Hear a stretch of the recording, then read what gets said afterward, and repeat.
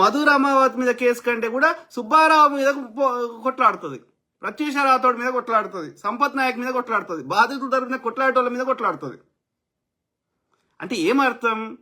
నేను ఒక సెలబ్రిటీని, నాకు వాడు తెలుసు, నాకు వీడు తెలుసు, కేంద్రంలో సహాయ మంత్రి తెలుసు, కర్ణాటకలో ఇంకో ఉప ముఖ్యమంత్రి తెలుసు, లేకపోతే ఎక్స్ మినిస్టర్ తెలుసు, నాకు అన్ని రాజకీయ పార్టీల్లో నా కస్టమర్లు ఉన్నారు కాబట్టి నేను ఎవరినైనా మేనేజ్ చేస్తా. పోలీసులలో మా లంబాడ చెందిన, మా బంజారా చెందిన ఐపీఎస్లు ఉన్నారు కాబట్టి నాకు డబ్బులు ఉన్నాయి, నాకు ఇన్ఫ్లుయెన్స్ ఉంది కాబట్టి డబ్బులు వారేసైనా పండుకోనైనా ఏ రకంగానైనా ఐ కెన్ మేనేజ్ ఎనీబడి అనుకుంటున్నావా? సంపాదించుకో తల్లి, రాజకీయాల్లోకి వచ్చి సంపాదించుకుంటావా, లేకపోతే ఇంకే ఇప్పుడు లీగలైజ్ చేశారు కాబట్టి ఇంకో రకంగా చేసి సంపాదించుకుంటావా? కానీ పేదోడి సొమ్ము ఎందుకు దోసుకోవాలి? అది కూడా మీ కమ్యూనిటీ వాళ్ళే. ఏ కమ్యూనిటీ అయినా ఎవరిని ఎందుకు దోసుకోవాలి? పేద మధ్యతరగతి వాళ్ళ తెరువు ఎందుకు రావాలి? వాళ్ళు బిడ్డ పెళ్లికను వాళ్ళు ఇంకా దరిద్రం ఏంటంటే అందులో ఎక్కువ మంది అప్పు తెచ్చిర్రు, వాళ్ళకి అప్పించిన ఊరుకోడు కదా. మరి ఊకోనప్పుడు వాడు సంపుతా, బెదిరిస్తా, కొడతా, వాని ఇంట్లో సామాన్లు ఎత్తుకోతా అంటే వాడు ఏం చేస్తారు అయ్యా? రోడ్డు మీద వాని జీవితం పడితే ఆత్మహత్యనే చేసుకుంటారు, లేకపోతే ఊరు ఇడిచి పారిపోతారు. ఇక అంటే వాళ్ళ బతుకులు ఆగం చేస్తానికి నీకెక్కడిది, మధురామావతికి ఎక్కడిది, ఇంకో బాలాజీ నాయక్ ఎక్కడిది? డెఫినెట్లీ నువ్వు స్టార్ట్ చేయలేదు, ఓకే. వాడు ఆల్రెడీ వాళ్ళది అదే దందా నడుస్తున్నది వాళ్ళందరిది. కానీ వాడికి అన్ని తెలివితేటలు లేవు. ఈ భూమిని ఎడబెట్టాలి, ఏం చేయాలి, ప్లస్ జనాల్ని కన్విన్స్ చేయాలంటే నువ్వు ఉండాలి వెనకాల. నీకున్న కాంటాక్ట్స్, నీకున్న పేరు, నీకున్న ప్రతిష్టలు ఇవన్నీ యూజ్ అయినాయి. అది అన్ని నీకు డే 1 నుంచి తెలుసు కాబట్టి నువ్వు అంతటి కొట్లాడలే. లాస్ట్కి వన్ ఎందుకు నువ్వు అప్రూవర్ కాపోరా అని ఎందుకు పంపించినావు? ఎందుకంటే ఇది బిగ్గర్ ఇష్యూ అవుతుంది కాబట్టి దీనిలోకి వెళ్ళి ఎట్లయినా నన్ను నేను కాపాడుకోవాలని నీ ప్రయత్నం నువ్వు చేస్తున్నావు లాస్ట్ ఆప్షన్గా. అర్థమైందా? సో ఇప్పటికి కూడా నువ్వు 1% కూడా ఒక్క ఎఫర్ట్ కూడా పెడతలేవు ఏది ఆ డబ్బులు వాళ్ళకి తెప్పియడానికి. ఎంతసేపు నాకు సంబంధం లేదు అంటే అయిపోతుందా? అడుగుతారు మీడియా, బాధితులు ఏమేం చెప్తుర్రో వీటిని చూపెడతారు. నీ యొక్క మెంటర్గా ఉన్న వాళ్ళు, నీతో పాటు జీవితంలో భాగస్వామ్యంగా ఉన్నవారు, నీతో ప్రయాణం చేసిన వారు వాళ్ళ అనుభవాలు చెప్తారు. చెప్తే అందరు తప్పు చెప్తారా?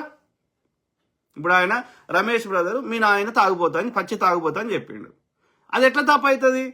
నువ్వే చెప్పినావు మా నాయన తాగినప్పుడే పాట పాడతాడు, లేకపోతే పాడలేడు అని చెప్పినావు. అంటే ఎక్కడికి ఎథిక్స్, మోరల్స్ అనేవి ఎందుకు లేవు సత్యవతి? ఇది పద్ధతి కాదు. దిస్ ఇస్ నా అంటే నీ పెంపకం తప్పు ఉంది, అర్థమైందా? ఇక పైసలు లేకుండా పెరిగినావు, కష్టాలు పెరిగినావు కాబట్టి ఇక పైసలే పరమావధి అయిపోయింది నీకు కదా. అది కరెక్ట్ కాదు. అది అయినా సరే నీకు పైసలు పిచ్చి ఉంటే సంపాదించుకో తల్లి, తప్పులేదు. కానీ మంచి మార్గంలో సంపాదించుకో, చాలా మంచివి ఉన్నాయి. లేకపోతే ఒక పెద్ద ధనవంతుల దగ్గర దోసుకుంటా అంటే వాడు దోసుకొని ఇస్తే. కానీ పేద మధ్యతరగతుల పొట్టేందుకు కొడుతున్నావు? సో ఇప్పటికైనా సిగ్గుచరం తెచ్చుకో. మాట్లాడతాం, బరాబర్ మాట్లాడతాం, ఓకే. సో ఆ యొక్క బాధితుల యొక్క వర్షన్ వినిపిస్తాము, వాళ్ళ టెస్టిమోనీ వినిపిస్తాము. నువ్వు ఎంతమందికి నోటీస్ పంపించుకో, ఎన్ని కేసులు వేస్తా నేసుకో. ఏ సిబి ఆనంద్ ఏం చేస్తాడో, ఏ కోర్టోడు ఏం చేస్తాడో, ఏ జడ్జి ఏం చేస్తాడో, ఏ చంద్రసేన్ రెడ్డి ఏం చేస్తాడో చూద్దాం. నిజాలు చెప్పడానికి భయం ఎందుకు రాయ్యా? అబద్ధం చెప్తే, దొంగతనం చేస్తే, లంచతనం చేస్తే, మోసం చేస్తే, ఇట్లా ఏది డబ్బులు ఇట్లా తప్పు మాటలు చెప్పి, అబద్ధాలు చెప్పి వాళ్ళ దగ్గర వాళ్ళ పైసలు ఎత్తుకోపోతే వాళ్ళు భయపడాలి, నేరస్తులు భయపడాలి. కానీ నేరం చేసిన వాళ్ళని ఎక్స్పోజ్ చేస్తే దానికి భయం ఎందుకు? నిజం చెప్పడానికి పంపించుకో. అంటే ఇవాళ పోలీసులకు జీతాలు ఇస్తుంది, ఇవాళ జడ్జిలకు జీతాలు ఇస్తుంది. ఏది బాధితులను రక్షించడానికి, బాధితుల కోసమా, సామాన్య మధ్యతరగతుల కోసమా, నేరస్తుల కోసమా?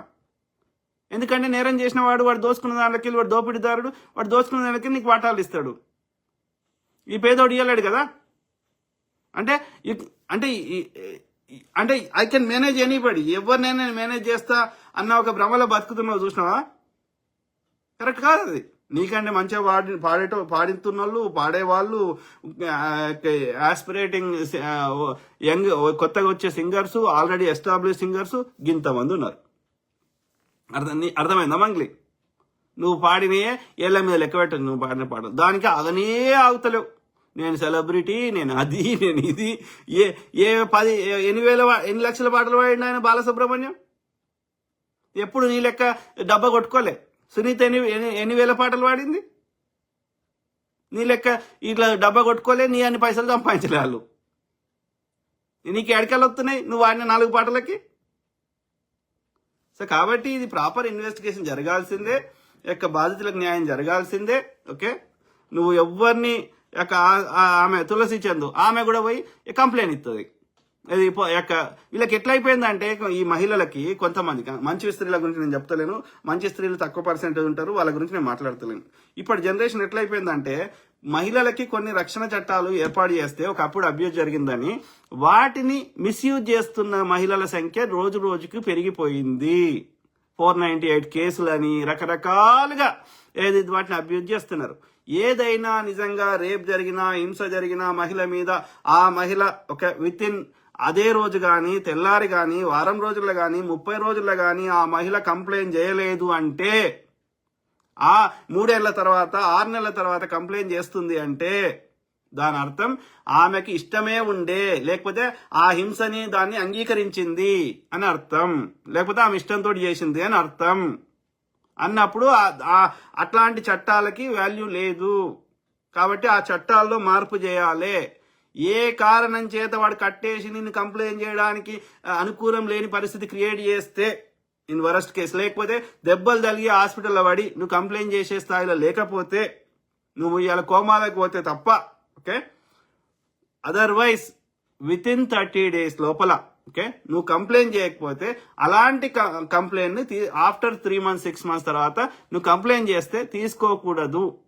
కాబట్టి ఆ చట్టంలో ఏమైనా ఉంటే అది ఫేక్ కేసు అని అర్థం.